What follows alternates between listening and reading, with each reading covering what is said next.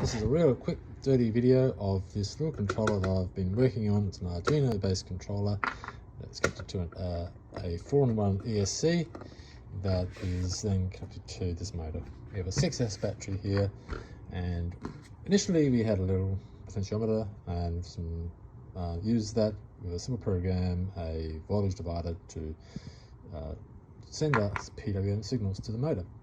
Anyway, we've got some great new code. D-Shot we're using, bidirectional, and it is able to send some codes to the ESC, and then that controls the motor. And then the ESC sends back to the Arduino some other codes that tell us the revs per minute. So what we've done is we have decided to use the PID inside Arduino to control the speed. So what we can do is, we'll give you a go, I'll give you a demo. If you press the button here 3 times, we'll go to program 3. And what that'll do is set a speed of 10,000 revs per minute. That's actually the target, and that's the actual rev per minute, and that's the signal.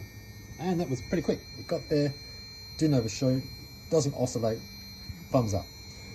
If we press the abort button, great, we could tune up, say, an even faster speed. So let's go to program 6, that's an even faster speed, and wait for it.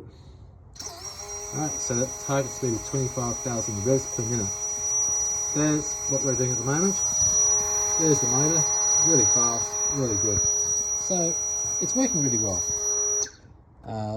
Really well, and quite happy with it. Alright, hope that excites you and interests you. Over now.